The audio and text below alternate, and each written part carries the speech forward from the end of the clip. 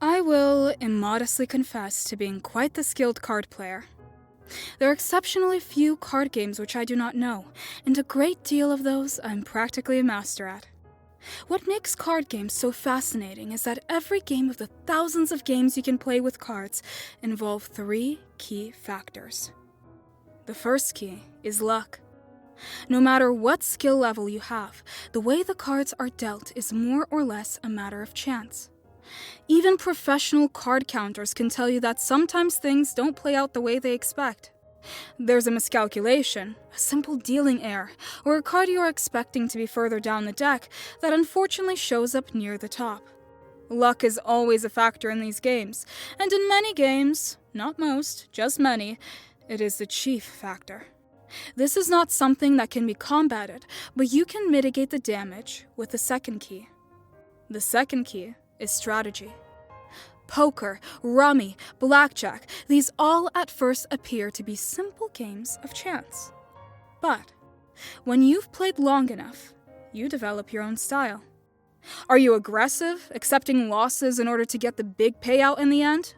Are you conservative, not surrendering stable footing for an uncertain and potentially pricey risk? Each game calls for different strategies, and this is often dictated by your opponent. Which brings us to the final key, your ability to bluff. Any poker player knows this to be true. You're not playing the cards, you're playing the opponent. Every day in Vegas, there is some ballsy contender, or more often some stoic dealer, who is winning the pot on crap hands by the power of sheer psychological warfare. Don't believe me? Look up Jack Straus, the man who pulled off one of the greatest poker bluffs of all time. The guy convinced his opponent to give up a fortune in a Texas Hold'em match because he convinced his opponent that he had a pocket pair, when in reality, he had the worst hand you could get in the game. That's nothing to turn your nose up at.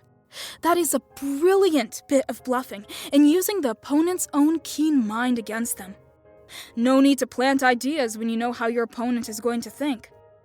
That is, partly, why I find the game so fascinating. If you're a real psychological whiz kid, you can skate through the game on crappy hole cards. I give you this brief introduction not to showcase how brilliant I am, though you are certainly free to think so. I explain this to you because my fascination with cards led me to search through the internet for any new game that I haven't played. I found a rich tapestry of world card games. Canasta, which originated in Uruguay and became a sensation in the US around the mid-1950s. Double Sir, a Pakistani variation on the game Trumps. Macau, the Romanian version of Crazy Eights. There is no limit to what a properly equipped deck of cards can do. Some games require either a 40-card French deck or a 54-card Tarok deck. Some games even use the custom Pinnacle decks. But those aside, your standard 52-card deck can be used for a lot of fun. And then, there's another game you can play. I stumbled across this one completely by chance. I won't tell you where I discovered it, you'll just have to take my word. Suffice to say, through a bit of digging, I found a card game that you can play with a spirit. The game doesn't really have a name, though it was affectionately referred to as the wager game.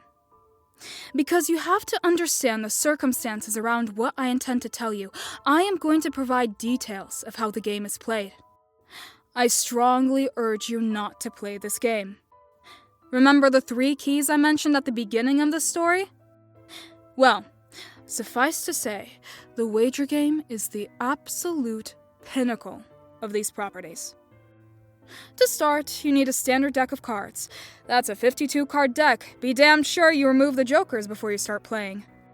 If it were me, though, it doesn't explicitly state this anywhere in the ritual. I would make sure the jokers, as well as any other decks of cards you might have, are far away from where you intend to play. I can't say for certain, but I suspect they like to cheat. You can play on any surface, but a table is preferred. You want to make sure that the area is clear of obstructions and that you can deal the cards efficiently without them sliding all over the place. You don't want any food or drink present. This isn't a damned party. Having these present is usually seen as an insult, and I'm not certain what exactly would happen. The great thing about this ritual, if you can call it great, is that there really isn't that much setup. No arcane chanting, no laundry list of supplies. All you need is your deck of cards and your nerve. When you are ready to play, you need to turn out any unnecessary lights. You should be able to see the card faces, of course, but just barely. Candlelight is good, but I'd prefer something that can't be easily overpowered. A flashlight or a cell phone with a full battery usually does the trick. Other than that, you need to be in the dark. Set the deck of cards in front of you, between you and the spot where he will be playing. I should probably mention that if the spot is in any way obstructed, he won't show up. Don't worry, he won't pop out of the walls and drag you to hell or something like that. He just won't appear. Make sure your guest can comfortably sit.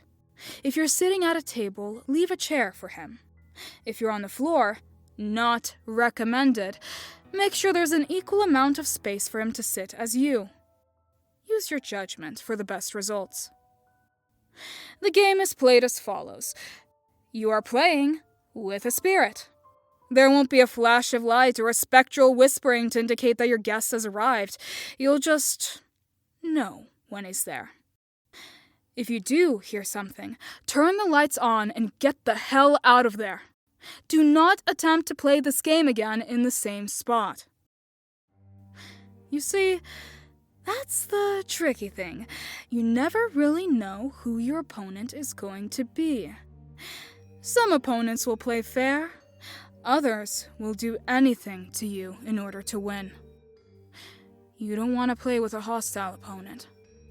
You just won't win. Once your docile guest has arrived, you deal each other 3 cards. Don't look at your guest's cards. Don't cheat. Deal them face down. Your guest will know what cards he has to play. From this point, the game becomes rather subjective. The source didn't exactly explain step-by-step rules. There's no scoring. There's just betting. You are betting things precious to you against the spirit, and the spirit is in turn betting something you want. Oh, I forgot that part, didn't I? Yes, why would you want to play a game where you didn't know the stakes? You see, this game, like many other means of communicating with ethereal entities, is supposed to give you, primarily, knowledge. This version requires less setup, but it becomes a challenging battle of wits. Just beware. You don't have any knowledge that the spirit doesn't, so you don't have anything to wager in that category. What you are wagering is a variety of lovely punishments, which are revealed by the turn of the card. It could be something as simple as destroying a treasured possession to as horrible as committing terrible acts of violence. If you're lucky, you'll only destroy your own life. You begin by playing one of your 3 cards. You choose the card from your hand. I'll explain what the cards do at the end, but suffice to say your guest always has the advantage of reaction. However, both of you can only play from the cards you have in front of you. When the exchange is over, deal him a card first. It's common courtesy, and then deal yourself one. Neither side should ever have more than 3 cards in front of them. Discard used cards in a pile to the side of the deck. Now, I imagine you're wondering, how does he select his card? It all depends upon your opponent. Some simply move the card closer to you. Some might whisper the answer in your ear in a voice you could swear was just your imagination. Some might flat out hand you the card.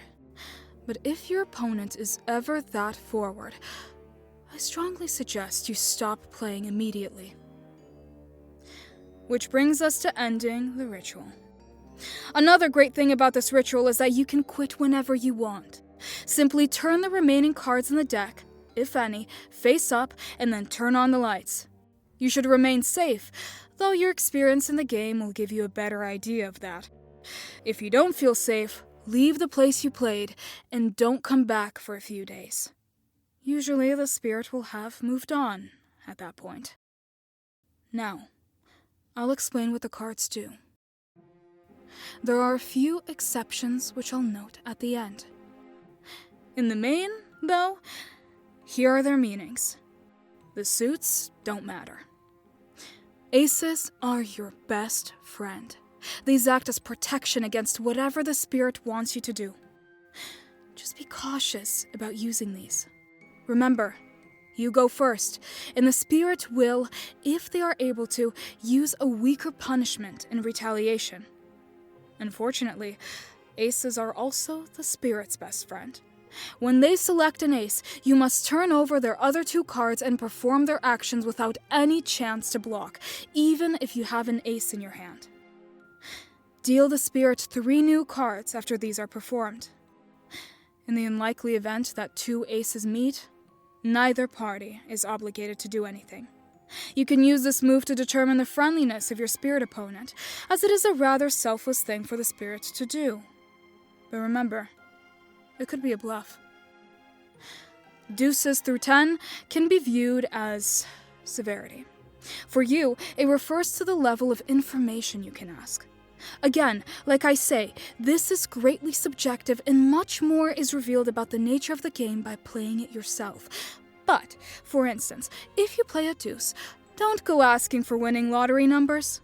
If you're wondering, I wouldn't bother asking with anything less than an 8. With a deuce, you can pretty much ask the spirit what tomorrow's weather will be. For the spirit, as you may have guessed, it refers to pain.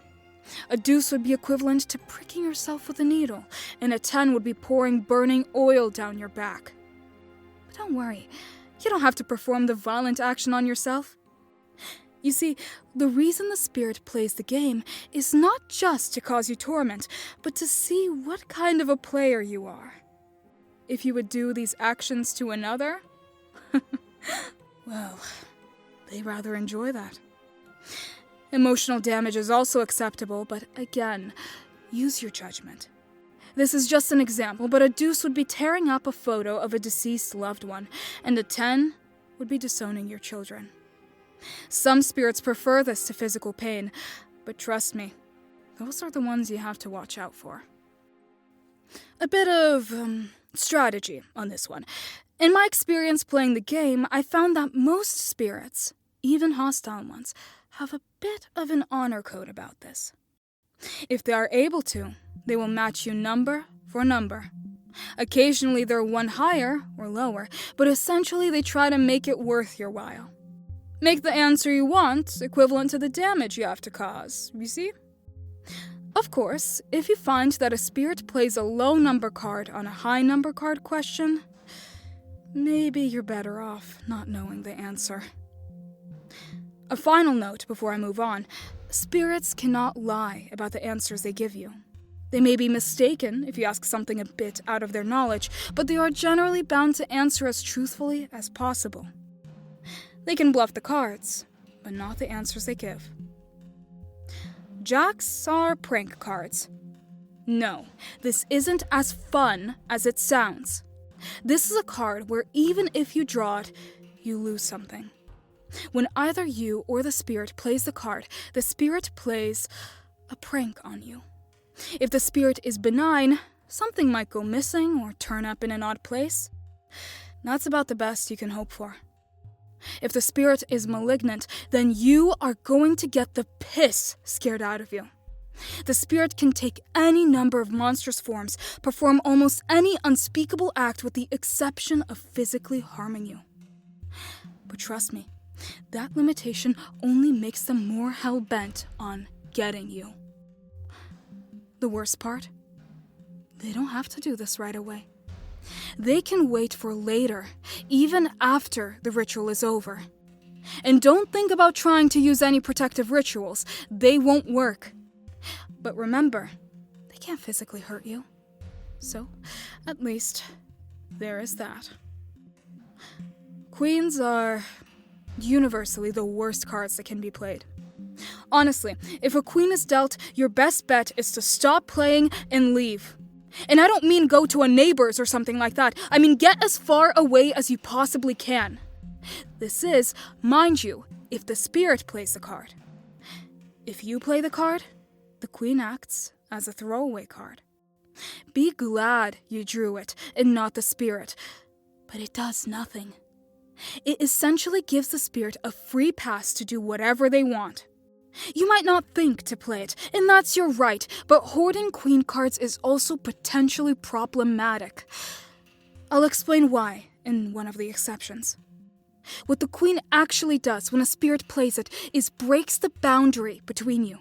The spirit now has license to harm you, haunt you, follow you to the ends of the earth.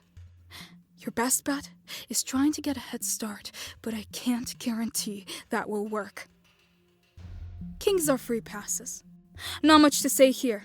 If you play a king card, you can play another card uninterrupted by the spirit, and the spirit can do the same to you if they play it. An ideal strategy for those seeking information is to pair a king with a 10 and play them together. This will guarantee you get whatever burning question answered, and then you can simply stop playing. However, I recommend you don't do this on your first move, if you are lucky enough. Not letting the spirit play will likely anger them, and, again, I'm not certain what could happen. Finally, a few exceptions. First, there's the 2 of clubs. If you play hearts, you recognize this as a starting card. Playing this is beneficial, especially if you play during the beginning. The response card will not be an action you have to do to yourself, but will be a truthful assessment of your opponent. If they respond with a low number, they are a benign entity. If they respond with a higher card, well, that's unfortunate. When the spirit plays this card, it functions as a normal deuce. Next is the Suicide King. This is unpleasant. Not the worst card, arguably, but not pleasant. This card is murder. If you play it, it merely functions as a free pass. But when the spirit plays it, you are obligated to either murder somebody or commit suicide. Again, the choice is yours. This is a horrible affair, of course, but some spirits, generally benign spirits, will accept a tribute in place of an actual murder. But it will be something painful, horrible beyond anything you might do with an ordinary 10. It will be something that will cripple you for life. And yes, if you opt out of the murder, you must perform this tribute to yourself. Finally, the Queen of Spades. The ultimate chance card.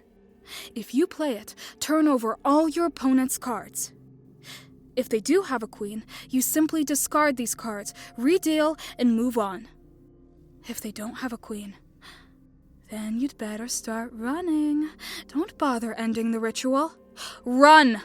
Because you've given the spirit the power of a queen and done so willingly. If you're caught by the spirit, again, you can imagine. Suffice to say, nobody's going to find you. It's at this point I should warn you that reneging on something that the spirit has played, refusing to follow through with a torment or murder that was ordered, has this effect. If you lost your wager, cut your losses. If the spirit plays the card, the same effect happens, but the results are opposite. If you weren't hanging on to any queens, then praise whatever entity you worship because you are free from the effects of the queen and can continue playing in safety. If you were, however, hoarding queens because you didn't want to play them and leave yourself exposed, don't bother running. You've already lost everything. The realm in which you will spend the rest of your days is supposed to make hell look hospitable. This is the wager game in all its occult glory. I recommend against playing it despite my own experience with it. Playing against a spirit is a thrill, and the few times I successfully bluff one of them is rewarding. I know exactly when to play what cards and how to avoid the pitfalls. Luck is certainly a factor, as is my own strategy and my own brilliance at bluffing. However, I had the misfortune to get overzealous and made a few mistakes. I played the Queen of Spades in my last game, and my opponent did not have any queens of his own. I miscounted, made a very poor guess about my opponent. He had bluffed me. He's been following me for many nights now. Every time I think I'm rid of him, I see him right on my tail, in the window of a car beside me on the highway at night, a shadowy figure in a mirror that I only see for a split second. I'm putting this on here to warn you not to play this game in case you were to stumble across the game on some website. I'm one of the greatest card players of all time, and I lost. What possible hope do any of you have?